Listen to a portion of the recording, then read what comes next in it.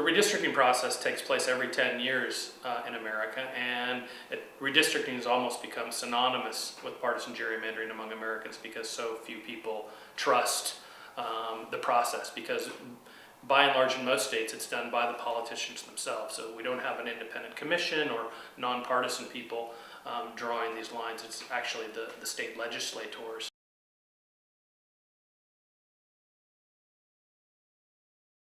Partisan gerrymandering is kind of in a legal limbo in America right now. It used to be, for the past 30 or so years, the federal courts viewed partisan gerrymandering as unconstitutional.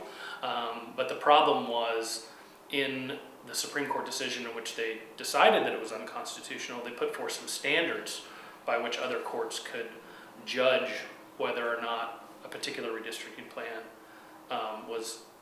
achieved the level of being a partisan gerrymander or not. But the standards were so high that no case ever reached those levels, so the standards were really worthless.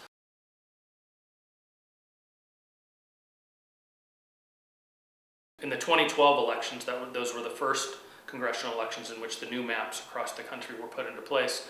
The Republicans really had the upper hand, and that's in large part because they won the 2010 elections. So those are kind of the critical elections to win, because those are the state governments that are going to draw the new maps. So the Republicans did very well in 2010, which gave them control over redistricting in lots of states, and so not surprisingly they used that to their advantage. And both parties do it, right? The Democrats are no better than the Republicans. Neither party is more good or evil than the other one. Both parties take advantage of this. It's natural.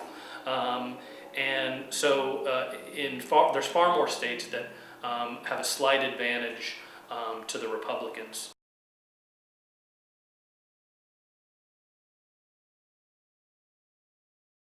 There are some states that do use kind of a commission model where they try to take the power away from the politicians and create some sort of commission to do it. Arizona is kind of a prominent one, so is California. And Arizona was actually turned out to be one of the maps that they ended up drawing tended to be among the maps that favored the Democrats the heaviest. So which I thought that was a really interesting finding, because lots of people in America really put high hopes on kind of this commission model. And I'm not so sure. I'm a little less optimistic that these sorts of things can really work that way.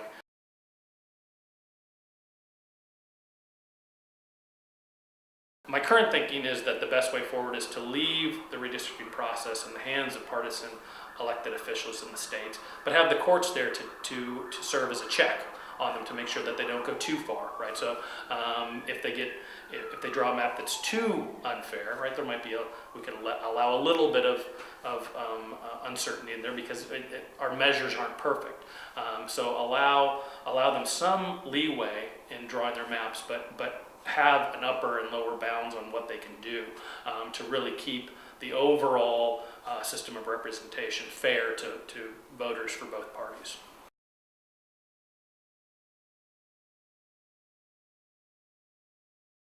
It's really been great. I mean, there's lots of resources here, lots of people to talk to that study similar things, maybe not exactly the same thing, but similar things to what I do. So interacting with people both here at the United States Study Center and then also in the Department of Government and International Relations here at the University of Sydney has been really invaluable to help me push forward and try to finish this book.